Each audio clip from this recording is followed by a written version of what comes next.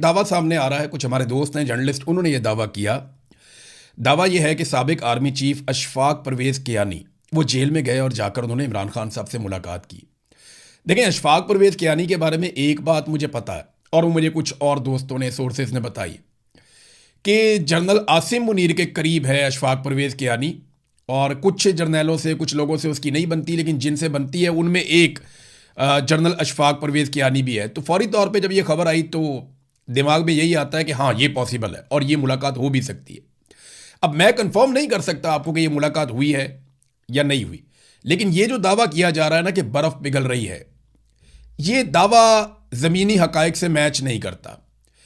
पाकिस्तान में अगर कहीं बर्फ़ पिघल रही है तो वो सिर्फ पहाड़ों पे पिघल रही है, और उसकी दो वजूहात हैं। एक तो ग्लोबल वार्मिंग है और दूसरा जो है वो गर्मियाँ बहुत बढ़ गई हैं। इसके अलावा कहीं कोई बर्फ़ नहीं पिघल रही। अगर बर्फ़ पिघल रही होती तो जो कुछ आप गिलगित बल्तिस्तान में देख रहे हैं आप वो ना देखते।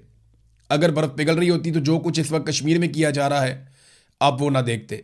इंतखाबी निशान दोबारा छीने जा रहे हैं, वोटों का रद्दोबदल किया जा रहा है, लोगों को हरासा किया जा रहा है, गिरफ्तार किया जा रहा है, सूबा बदरियाँ हो रही हैं, जो असद कैसर और जुनैद अकबर के साथ हुआ, जो सुहेल अफरीदी के साथ हुआ। ये सारी चीज़ें बताती हैं कि बर्फ़ जो है वो मौसमियाती तब्दीलियों से तो पिघल रही है, लेकिन पाकिस्तान की सियासत पे जो बर्फ़ जमी हुई है उसके पिघलने के कोई इम्कानात नज़र नहीं आ रहे। उसकी बड़ी वजह यह है कि पाकिस्तान की मिलिट्री एस्टेब्लिशमेंट ने कई मरतबा इमरान खान साहब से डील करने की कोशिश की, बहुत सारी ऑफर लेकर गए, यहाँ तक कि उन्हें कहा कि आप पाकिस्तान से बाहर चले जाएं, कुछ अर्सा सियासत से छुट्टी कर लें, फिर वापस आएँ, फिर आप सियासत करें। ये भी कहा गया कि आप बनी गाला में चले जाएं, ये भी कहा गया कि आप खैबर पख्तूनख्वा में शिफ्ट हो जाएं। अलग अलग तरह की बातें इमरान खान साहब को ऑफर की गई मिलिट्री एस्टेब्लिशमेंट की जानिब से, लेकिन उन्होंने मानी नहीं को बात। ये बार बार ऑफर आती है इमरान खान साहब को, ऐसा नहीं है कि एक आध दफ़ा आई हो और उन्होंने रिजेक्ट कर दी हो, नहीं, बार बार आती है। अगर ये कोई मुलाकात हुई भी है तो मिलिट्री एस्टेब्लिशमेंट को मतलूबा नताइज नहीं मिले, ये बात तो गारंटीड है। वरना इस वक्त जो ब्रिगेडियर फाइक कर रहे हैं आज़ाद कश्मीर में और जो गिलगित बल्तिस्तान में वहाँ के ऑफिसर्स कर रहे हैं, ये सारा कुछ ना हो रहा होता।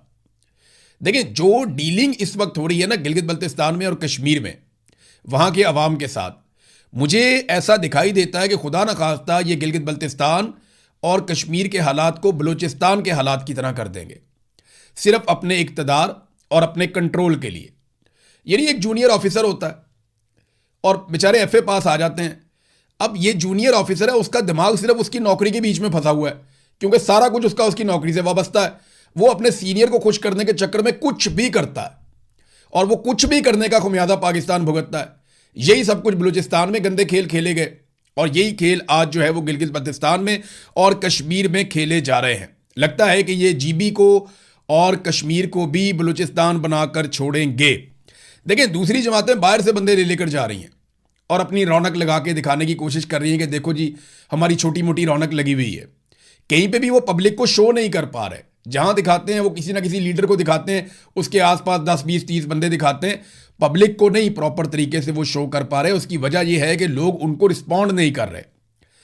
ये उम्मीदवार आप एक मरतबा फिर देख लें जो पाकिस्तान तहरीक इंसाफ के हैं। ये पोस्टर मैं आपको दिखा रहा हूं, इसमें आपको पता चल जाएगा कि कौन से हलके में आपने अगर एस्टेब्लिशमेंट के खिलाफ वोट डालना है या मिलिट्री एस्टेब्लिशमेंट के जुल्म के खिलाफ आपने वोट डालना है तो फिर आपने किसको वोट डालना है। ये सारी कहानी जो है वो इस सफ़े पे लिखी हुई है। कहीं आपको खैमे पे वोट डालना पड़ेगा, कहीं आपको विकेट पे वोट डालना पड़ेगा, कहीं आपको किसी और इंतखाबी निशान पे वोट डालना पड़ेगा। तो अलग अलग बहुत सारे इंतखाबी निशान हैं। तो ये 5-6 निशान आपके सामने हैं अलग अलग हलकों में। इनमें आप वोट डालेंगे तो आपका वोट मिलिट्री एस्टेब्लिशमेंट के खिलाफ जाएगा। एक नाजरीन मेरी गुजारिश है आज़ाद कश्मीर के लोगों से, ये आम आवाम से नहीं मैं बात कर रहा, ये वो लोग जिनके पास बहुत पैसा है, जिनके पूरे पूरे ख़ानदान ओवरसीज़ हैं और इनके पास काफ़ी पैसा है। आज़ाद कश्मीर में लोगों की एक बहुत बड़ी तादाद पाकिस्तान से बाहर रहती है और वो लोग वहाँ पे पाउंड्स के अंदर, डॉलर्स के अंदर पैसा कमाते हैं। तो इनके पास वसाइल की कमी नहीं है, ये बहुत अमीर लोग हैं, कारोबारी लोग हैं। अब इनको ठगने का टाइम आ गया है। अगर आपको कोई कहे, कोई ऑफिसर, कि जनाब इतने पैसे दे दें, आपको इलेक्शन जितवा देंगे और आपको असेंबली में पहुंचा देंगे और आप कल को मिनिस्टर भी बन जाएंगे, तो आपने इनकी बातों पे कान नहीं धरने। बहुत सारे दिहाड़ीबाज जो हैं वो मार्केट में फिर रहे हैं। यही काम बलूचिस्तान में किया गया था। एक एक हलके के लिए 10-10 बंदों से करोड़ों रुपए लिए गए थे। एक बंदा है वो 2 करोड़ दे गया, एक बंदा उससे 5 करोड़ ले लिए, एक बंदा उससे 7 करोड़ ले लिए, एक और बंदा उससे 3 करोड़ ले लिए। तो इस तरह एक एक हलके के लिए 10-10 बंदों से पैसे पकड़े गए थे बलूचिस्तान में। और बाद में जब ये लोग पैसे वापस मांगने के लिए गए तो इनको कहा गया कौन से पैसे भाई, तुम्हें वहां पे थोड़े से वोट पड़ते तो हम तुम्हें जितवाते, दौड़ जाओ यहां से। अब वो पैसा ऐसा तो होता नहीं है जिसका कोई कानूनी रिकॉर्ड हो पीछे से। यानी जब आप इस तरह का पैसा है जो आप रिश्वत में दे रहे हैं तो वो आप रिकॉर्ड का पैसा निकाल के तो रिश्वत में नहीं देंगे ना, वो तो आप पैसा इधर उधर से कहीं से निकालेंगे और निकाल के आप दे देंगे।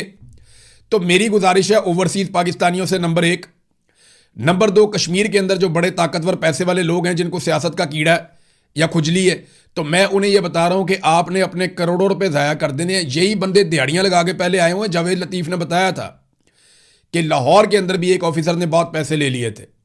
बलूचिस्तान के लोग किससे आज भी सुनाते हैं कि हमसे पैसा ले लिया, हमें ना MPA बनाया ना MNA बनाया। तो आपसे गुजारिश है कि आप अपना पैसा ज़ाया ना करें। ये दिहाड़ीबाज हैं, ये दिहाड़ी लगा के निकल जाएंगे, आपके पल्ले कुछ नहीं बचेगा। अभी वहीं पे GB में इलेक्शन चल रहा है। पाकिस्तान तहरीक इंसाफ पे मुकम्मल पाबंदी है, मगर बिलावल और उनकी बहन इनके प्रोटोकॉल के लिए गवर्नर पंजाब भी गिलगित बल्तिस्तान पहुंच गए हैं। सवाल यह है कि क्या उनके पास NOC है। इलेक्शन के इस माहौल में एक गवर्नर भी वहां पे पहुंच गए तो देखिए एक तरफ कितना फ्री हैंड है, आप इंजॉय करें। यही बिलावल और मरियम, इन्हें मुकम्मल तौर पे फ्री हैंड था 2020 में भी जब पाकिस्तान तहरीक इंसाफ की हुकूमत थी, और इनके पास आज भी फ्री हैंड है। पाकिस्तान तहरीक इंसाफ को उस वक्त भी तनकीद का निशाना बनाया जा रहा था क्योंकि उनकी हुकूमत थी, लेकिन आज पाकिस्तान तहरीक इंसाफ को मुकम्मल तौर पे दीवार के साथ लगाया गया। ना उनके पास अपना निशान है, ना वो कंपेन कर सकते हैं, ना वो लोगों में जा सकते हैं, लेकिन नौजवानों ने वो जिम्मेदारी संभाल ली।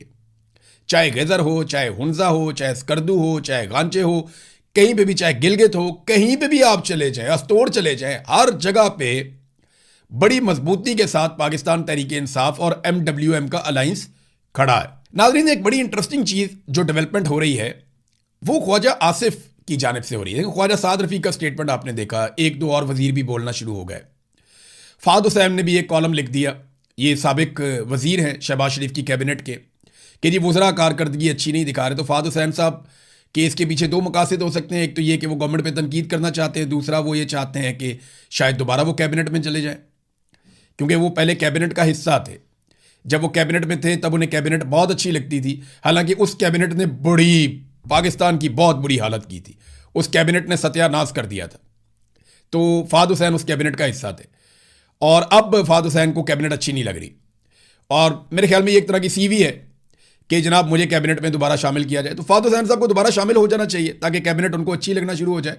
बहरहाल ख्वाजा आसिफ का भी एक गिले शिकवे वाला एक ट्वीट आया कि जनाब 80,000 रुपया भी ले लिया हमसे और हमें रसीद भी कोई नहीं दी, और ये निज़ाम चल रहा है। अगर एक वफाकी वजीर की ये हैसियत है तो किसी और की क्या होगी।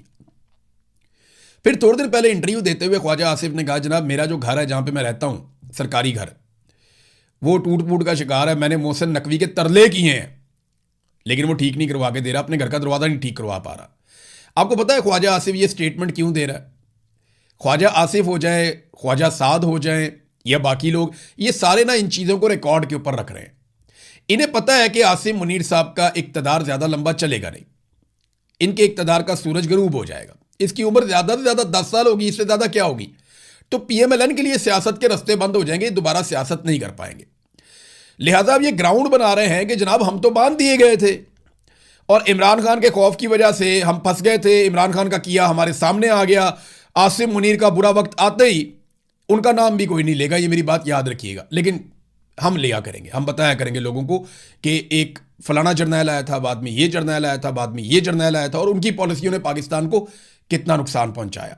ये जो लोग आज झंडा उठाई फिरते हैं ना आसिम मुनीर का, ये आसिम मुनीर साहब मेरे से कोरे कागज पर लिख कर ले लें, अगर उनकी रिटायरमेंट के बाद इनमें से किसी ने नाम भी लिया ना तो मुझे आगे पूछ लीजिएगा कि जनाब इन्होंने नाम लिया, हम आपका नाम जिंदा रखेंगे, बताएंगे सबको कि जनाब ये ज्यादती आपने की थी इस मुल्क के साथ। बहरहाल ये, और खास तौर पे पाकिस्तान की जमहूरियत के साथ, क्योंकि ख्वाजा आसिफ जो आपका बॉस है वो खुद अपने मुंह से बार बार ये कहता है कि पाकिस्तान में हाइब्रिड निज़ाम है और फौज चीज़ों को कंट्रोल कर रही है। आपका वजीर आजम भी, सब लोग ये कहते हैं और बड़े फख्र से ये बात की जाती है। बल्कि जो टाउट सहाफ़ी आपने रखे हुए हैं वो भी आके बताते हैं कि सारे फैसले आप ही करते हैं, कोई और नहीं करता। ये आईनी नुक्ता नज़र से, कानूनी नुक्ता नज़र से आपका हक नहीं है, आपके हलफ की खिलाफ वर्जी है, आपको ये नहीं करना चाहिए था, लेकिन आप करते हैं तो ठीक है। ये बात याद रखी जाएगी तारीख में। नाजरीन, बजट के हवाले से खबरें लगातार आ रही हैं और यहाँ पे एक और खबर है मेरे पास बजट के हवाले से। IMF से मुज़ाकरात मुकम्मल हो गए। हुकूमत के 220 अरब रुपए के नए टैक्सेस लगाने की एक तजवीज़ सामने आई है। लेवीज इसके अलावा हैं जो लेवियाँ लगाई जाएंगी, और जो टैक्सेस हैं 220 अरब रुपए के, ये नए टैक्सेस लगाए जाएंगे। अब सरकारी मुलाजमीन को क्या मिलेगा अभी तक कुछ पता नहीं है, लेकिन जो आपका सेल टैक्स है उसमें भी 1% का इजाफा किया जा रहा है। यानी हमें टैक्स के अंदर ये जो अब बजट आ रहा है इसमें हमें किसी जगह पे भी महंगाई कम होती हुई दिखाई नहीं दे रही, बल्कि इसमें हमें महंगाई बढ़ती हुई दिखाई दे रही है।